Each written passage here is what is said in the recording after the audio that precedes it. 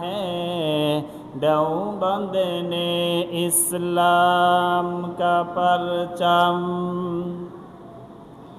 उपस्थित শ্রদ্ধেয় সম্মানিত মুরব্বিয়ানি কেরাম, সমবেত কলিজার টুকরা প্রাণ প্রিয় মুসল্লিয়ানি কেরাম, আল্লাহ রাব্বুল আলামিন পবিত্র জুমার দিবসে সালাতুল জুমআ আদায় করার জন্য আল্লাহ তাআলার ঘরে আমাদেরকে উপস্থিত হওয়ার তৌফিক দান করেছেন। এজন্য শুকরিয়া জ্ঞাপন করে সকলেই বলি আলহামদুলিল্লাহ। সম্মানিত মুসল্লিয়ানে কেরাম, অধম আপনাদের সামনে সূরা আয-যুখরুফ 32 নাম্বার আয়াত থেকে সময়ের এই সংক্ষিপ্ত পরিসরে যতটুকু সম্ভব আলোচনার নিয়ত করেছি, আল্লাহ তাআলা যদি তৌফিক দান করেন, ওমা তৌফিকি ইল্লা বিল্লাহ। সম্মানিত মুসল্লিয়ানে কেরাম, চলুন আমরা কাল বিলম্ব না করে কুরআনুল কারীম এবং হাদিসে পাকের সেই মহামূল্যবান আলোচনায় প্রবেশ করি। পরম করুণাময় অসীম দয়ালু আল্লাহ তাআলার নামে শুরু করি। সকলেই বলি আউযু বিল্লাহি মিনাশ শাইতানির রাজিম। বিসমিল্লাহির রাহমানির রাহিম। আহুম ইয়াকসিমুনা রাহমাতা রাব্বিক নাহনু কাসামনা বাইনাহুম মাঈশাতাহুম ফিল হায়াতিদ দুনিয়া ওয়া রাফা'না বা'দাহুম ফাওকা বা'দিন দারাজাতিন লিয়াত্তাখিযা বা'দুহুম বা'দান সুখরিয়া ওয়া রাহমাতু রাব্বিকা খায়রুম মিম্মা ইয়াজমাউন। সূরা আয-যুখরুফ আয়াত নাম্বার 32। আল্লাহ রাব্বুল আলামিন আয়াতে কারিমার মধ্যে বলেন যে দুনিয়ার মানুষ ইয়াকসিমুনা রাহমাতা রাব্বিক, আল্লাহ তাআলার রহমত মানুষ, দুনিয়ার মানুষ তারা কি বন্টন করবে আল্লাহ তাআলার রহমত? আল্লাহ রাব্বুল আলামিন বলেন নাহনু কাসামনা বাইনাহুম মাঈশাতাহুম ফিল হায়াতিদ দুনিয়া। আল্লাহ রাব্বুল আলামিন বলেন আমি আল্লাহ দুনিয়ার মধ্যে মানুষ পাঠিয়েছি এবং দুনিয়ার মানুষের মধ্যে তাদের জীবিকা, জীবন উপকরণ আমি আল্লাহ তাদের মাঝে বন্টন করেছি। জীবন উপকরণ দুনিয়ার মধ্যে চলতে যা দরকার, অর্থ সম্পদ যা দরকার, আল্লাহ রাব্বুল আলামিন বলেন এগুলো আমি আল্লাহ নিজে মানুষের মধ্যে বন্টন করেছি। সুবহানাল্লাহ। আল্লাহ রাব্বুল আলামিন বলেন ওয়ারাফানা বা'দাহুম ফাওকা বা'দিন দারাজাত,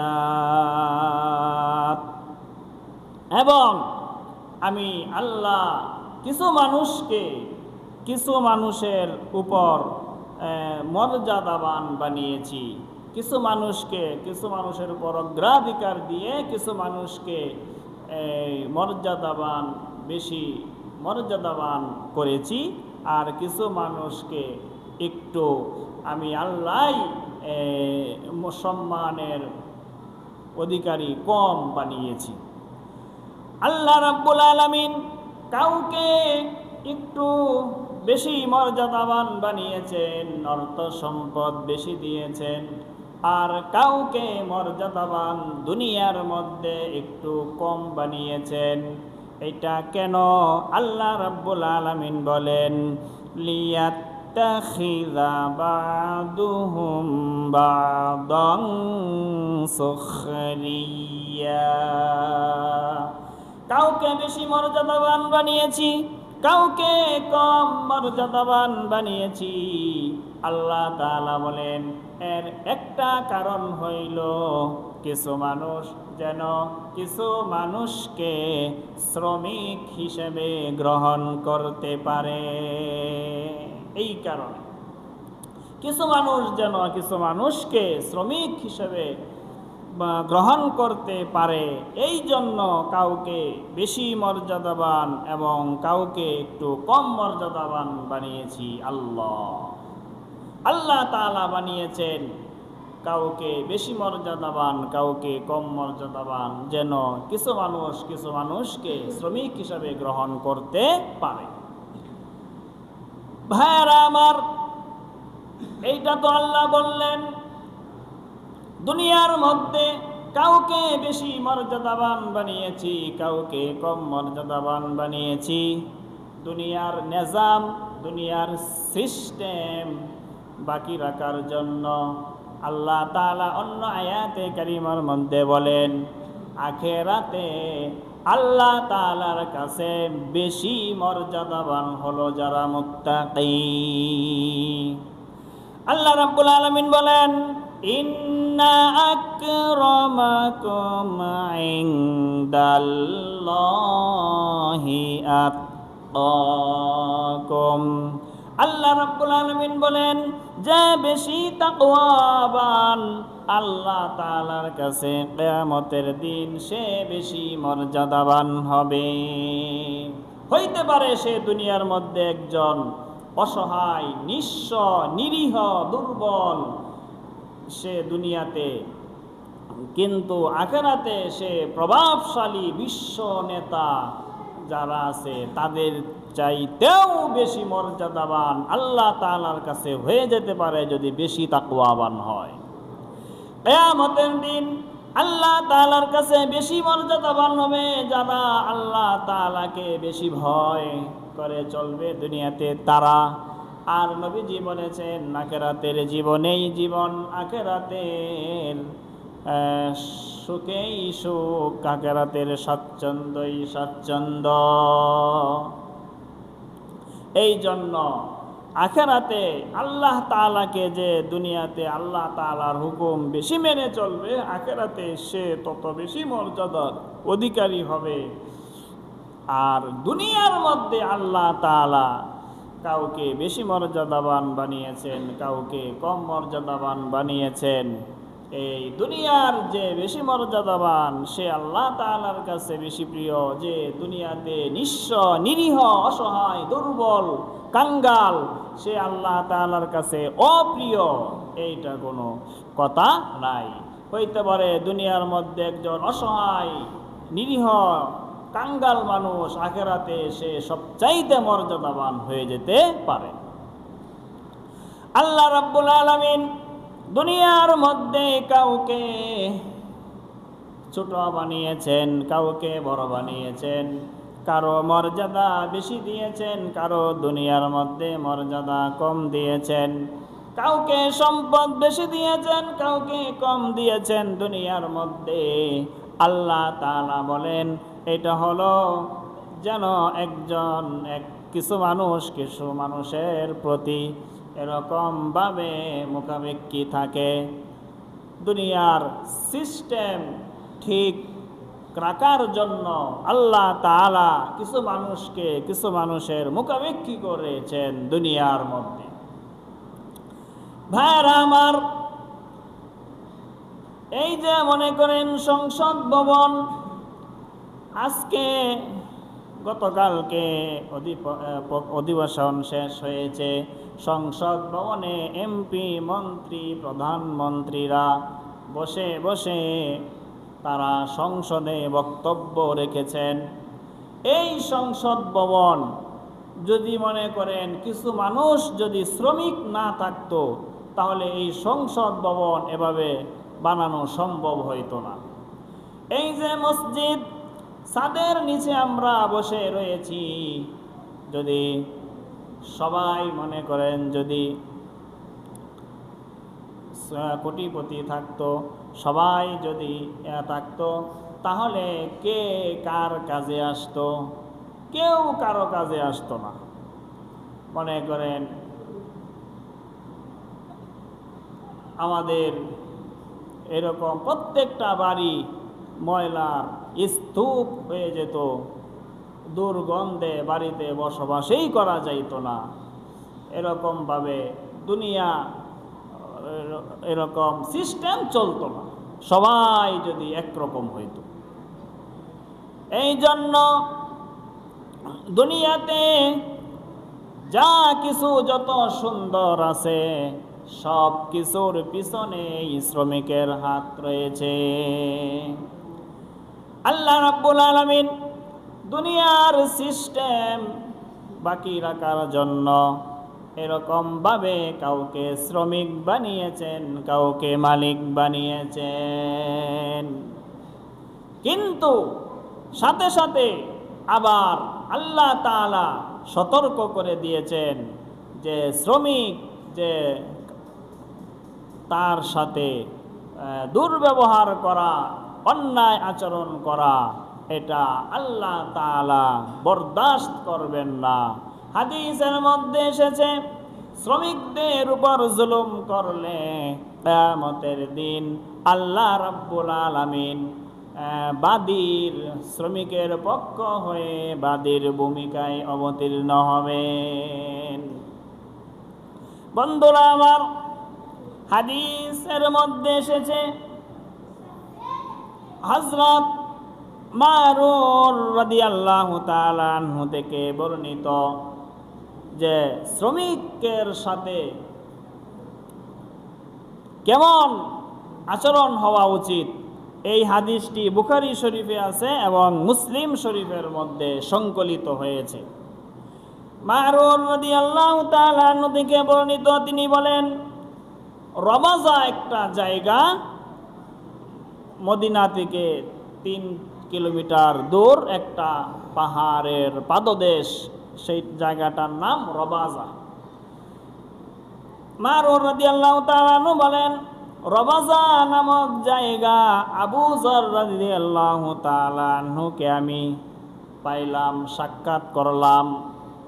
আবু যর রাদিয়াল্লাহু তাআলা আনহু এই রবাজা, যেটা মদিনার জনবসতিপূর্ণ এলাকা, সেখান থেকে দূরে পাহাড়ের পাদদেশ, নির্জন জায়গা, সেখানে মানুষের বসবাস ছিল না, তিনি সেখানে বসবাস করতেন। আবু যর রাদিয়াল্লাহু তাআলা আনহু এই নির্জন জনশূন্য এলাকা রবাজা নামক জায়গায় আবু যর রাদিয়াল্লাহু তাআলা আনহু যে বসবাস করতেন, সেটারও একটা কাহিনী রয়েছে।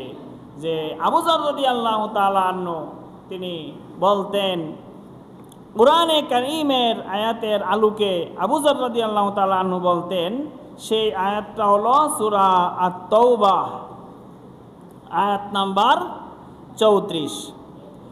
এই আয়াতের মধ্যে আছে, আল্লাহ তাআলা বলেন, ওয়াল্লাযীনা ইয়াকনিজুনা আয-যাহাবা ওয়াল ফিদ্দাতা ওয়ালা ইউনফিকুনাহা ফি সাবিলিল্লাহ ফাবাশশিরহুম বিআযাবিন আলীম। সূরা তাওবা আয়াত নাম্বার 34। আল্লাহ রাব্বুল আলামিন বলেন, যেই সমস্ত মানুষ টাকা পয়সা স্বর্ণ মুদ্রা এগুলো জমা করে রাখে, জমা করে খরচ করে ফেলে না, জমা করে, আল্লাহ তাআলা বলেন তাদেরকে যন্ত্রণাদায়ক শাস্তি দেওয়া হবে তাদেরকে কিয়ামতের দিন। এটা সূরা তাওবা আয়াত নম্বর 34। এই আয়াতের থেকে আবু যর রাদিয়াল্লাহু তাআলা আনহু বলতেন যে টাকা পয়সা স্বর্ণ রূপা এগুলো জমা করা যাবে না, যা হাতে আসবে সব খরচ করে ফেলতে হবে। মনে করেন আজকে এই মাসে আমার 50 লক্ষ টাকা আয় হলো, তাহলে খাবার দাবার খেয়ে যা থাকবে টোটাল খরচ করে ফেলতে হবে, ভালো কাজে খরচ করে ফেলতে হবে। যে আগামীকালের জন্য, আগামী 1 সপ্তাহের জন্য এগুলো জমা করে রাখা যাবে না। কারণ আল্লাহ তাআলা বলছেন যারা জমা করে খরচ করে না তাদের জন্য রয়েছে যন্ত্রণাদায়ক শাস্তি। তাহলে আগামীকাল কি খাবে এটার জন্য জমা করে রাখতে পারবে না। এই আজকে খাবে, দুপুরে খাবে, খেয়ে দিয়ে যা কিছু আছে এগুলো দেয়া দিবে। তরকারি আছে, আজকের জন্য 3 কেজি দরকার, 3 কেজি রেখে বাকি যা আছে চাল ডাল, আজকের জন্য 100 টাকা দরকার, 100 টাকা বাদ দিয়ে আর যা টাকা পয়সা আছে সব দান করে দিবে। আগামীকালের জন্য কোনো কিছুই রাখা এটা যাবে না।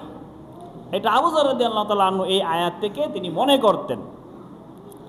আর অন্যান্য সাহাবায়ে কেরাম তারা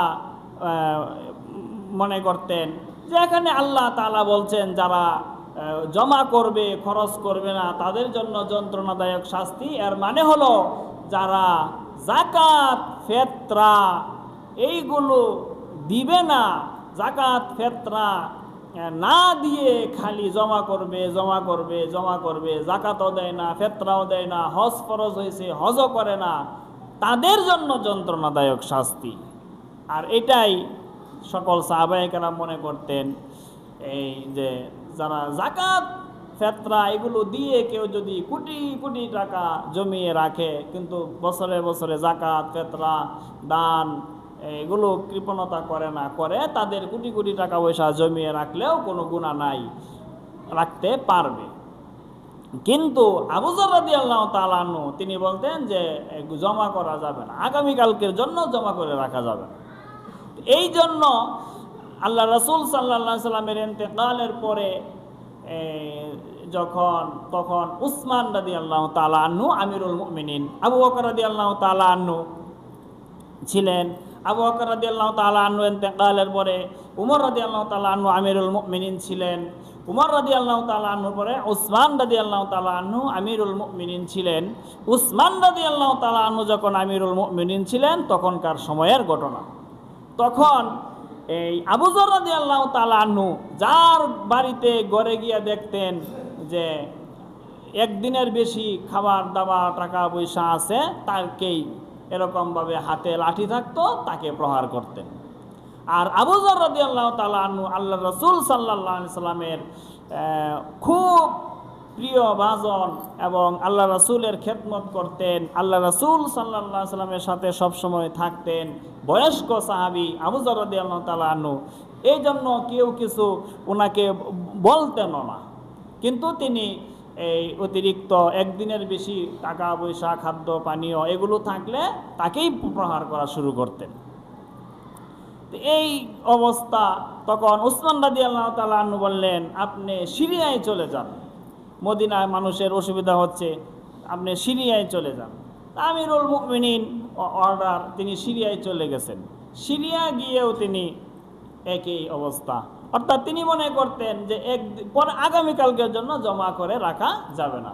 যার কাছেই একদিনের বেশি ভরণ পোষণ খাবার দাবার টাকা পয়সা থাকতো তাকেই তিনি হাতের লাঠি দিয়ে প্রহার করতেন। তারপর সেখানে শাসক ছিল মুআবিয়া রাদিয়াল্লাহু তাআলা আনহু, তিনি সরাসরি আবু যর রাদিয়াল্লাহু তাআলা আনহুকে কিছু বলার সাহস করতে পারলেন না। চিঠির মাধ্যমে মদিনায় জানালেন উসমান রাদিয়াল্লাহু তাআলা আনহুর কাছে যে আবু যর রাদিয়াল্লাহু তাআলা আনহু তো এরকম, তিনি মানুষকে প্রহার করেন যার কাছে একদিনের বেশি খাবার পানীয় থাকে। তখন উসমান রাদিয়াল্লাহু তাআলা আনহু বললেন তাকে মদিনায় আবার পাঠিয়ে দেন। তখন মদিনায় পাঠিয়ে দেওয়া হলো। তখন এই যে রবাজা নামক জায়গা, মদিনার লোকালয় থেকে একটু দূরে পাহাড়ের পাদদেশে, উসমান রাদিয়াল্লাহু তাআলা আনহু বললেন আপনি ওখানে বসবাস করেন, কারণ মানুষের সাথে তো আপনার এরকমভাবে ওখানে বসবাস করলে আপনার সামনে কোনো মানুষকে পাবেন না আর প্রহার করারও প্রয়োজন হবে না। সেই হিসাবে তিনি লোকালয় থেকে একটু দূরে রবাজা নামক স্থানে বসবাস করতেন। মারুর রাদিয়াল্লাহু তাআলা আনহু তিনি রবাজা নামক জায়গায় আবু যর রাদিয়াল্লাহু তাআলা আনহুর সাথে সাক্ষাৎ হলো। আবু যর রাদিয়াল্লাহু তাআলা আনহু সেখানে তিনি দেখলেন যে আবু যর রাদিয়াল্লাহু তাআলা আনহুর শরীরে এক জোড়া জামা এবং আবু যর রাদিয়াল্লাহু তাআলা আনহুর গোলামের শরীরে এক জোড়া জামা। কিন্তু তখন তো এরকম জামা ছিল কাপড়, দুইটা কাপড়, একটা কাপড় যে উমরা এহরামে যেভাবে সাধারণত মানুষ পরে এভাবেই পরতো মানুষ তখন কাপড়, একটা চাদর লুঙ্গি হিসাবে ব্যবহার করত আর একটা শরীরে জড়িয়ে রাখতো আর একটা চাদর, এরকম দুইটা চাদর মানুষ ব্যবহার করত। তা আবু যর রাদিয়াল্লাহু তাআলা আনহুর শরীরে দুই চাদর,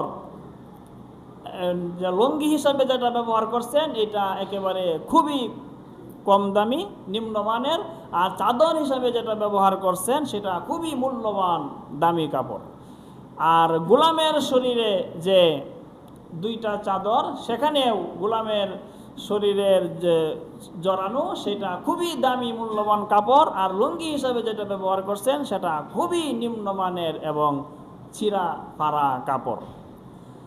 তো সাহাবী বললেন আপনার শরীরে একটা খুবই মূল্যবান আর একটা খুবই নিম্নমানের, গোলামের শরীরেও একটা খুবই মূল্যবান খুবই নিম্নমানের, এরকম না করে আপনি যদি দুইটা মূল্যবান কাপড় পরেন আর দুইটা নিম্নমানের কাপড় গোলামকে দিয়ে দেন তাহলে তো এটা সুন্দর দেখা যায়।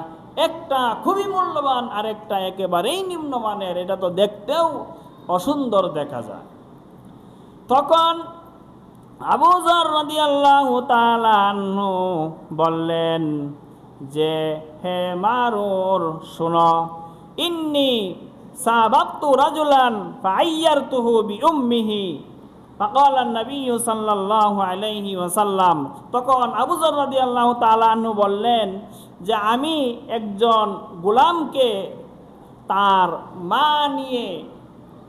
মা নিয়ে তাকে সম্বোধন করেছিলাম, মানে একটু কঠোর ভাষায়, মানে তর্ক করে না, ঘটনাক্রমে তর্ক করে এক গোলামকে আবু যর রাদিয়াল্লাহু তাআলা আনহু বলছিলেন যে হে কালো, তুমি তো কালো মায়ের সন্তান, হে কালো মায়ের সন্তান।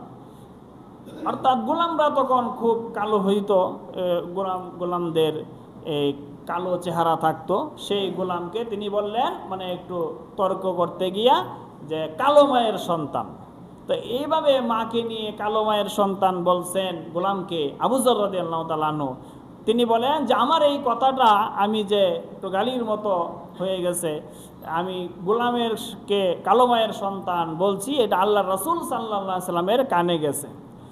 আল্লাহর রাসূল সাল্লাল্লাহু আলাইহি ওয়াসাল্লামের কানে যখন এই কথা গেল, নবীজি বললেন আইয়ারতাহু বিউম্মিহি, আবু যর তুমি কি তার মাকে নিয়ে তাকে এরকম কটু কথা বলেছ? ইন্নাকা ইমরুন ফিকা জাহিলিয়াতুন, তুমি এমন মানুষ যে তোমার ভিতরে এখনো জাহিলি যুগের, ইসলাম আসার পূর্বে যে মানুষের মধ্যে মূর্খতা ছিল সেই মূর্খতার কিছু অংশ তোমার ভিতরে এখনো রয়ে গেছে। তুমি তার মাকে জড়িয়ে এই রকম কটু কথা তাকে তুমি কেন বললে? এগুলো তো জাহিলি যুগে মানুষ ব্যাপার মনে করতো না, কিন্তু ইসলামে এরকম কটু কথা বলা, মাকে জড়িয়ে খারাপভাবে এভাবে বলা, এটা তো ইসলামে নিষিদ্ধ। তুমি এই জাহিলি যুগে এগুলোকে কিছু মনে করা হইতো না, তুমি এরকম কথা বলেছ, জাহিলি যুগের কিছু স্বভাব তোমার ভিতরে তো দেখি এখনো রয়ে গেছে। আবু যর রাদিয়াল্লাহু তাআলা আনহুকে নবীজি বললেন এবং নবীজি আরো বললেন ইখওয়ানুকুম খাওয়ালাকুম, নবীজি বললেন তোমাদের যে কৃতদাস গোলাম এইগুলো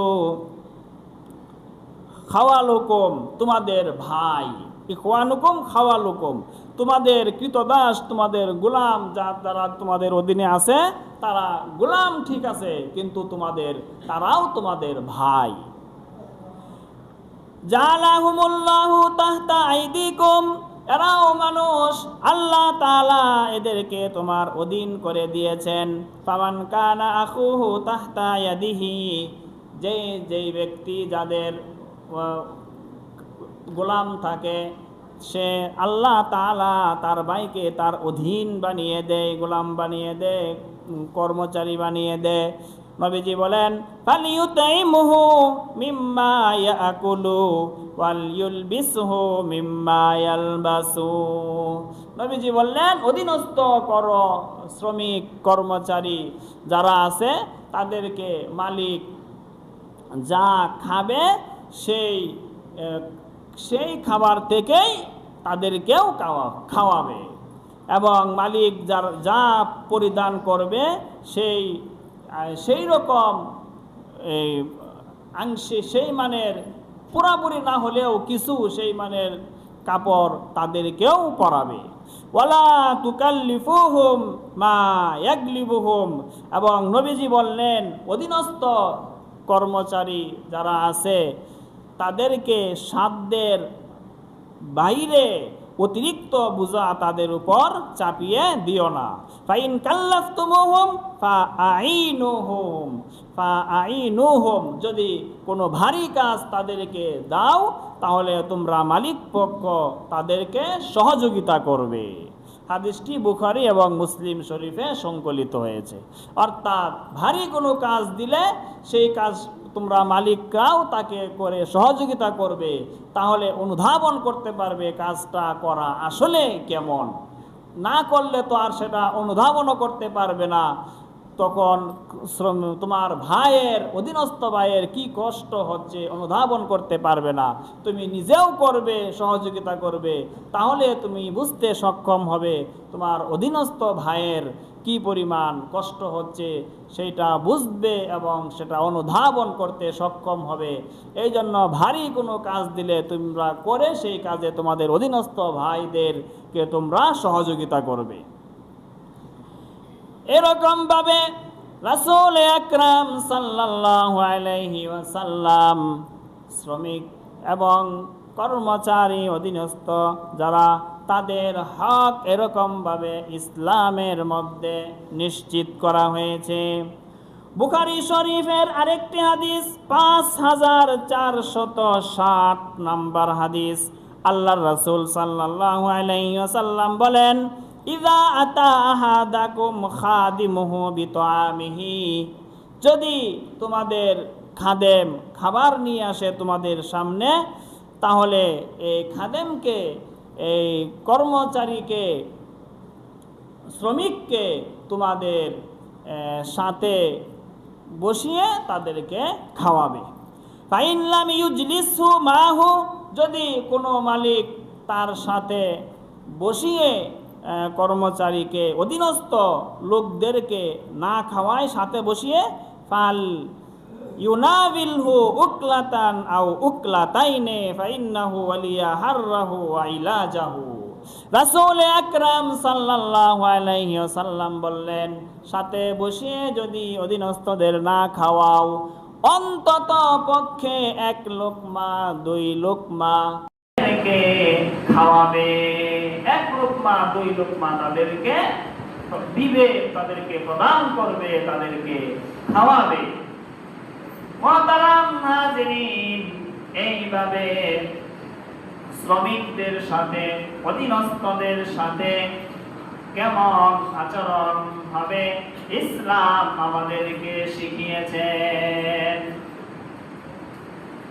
আজকে আমরা এই ইসলামের শিক্ষা থেকে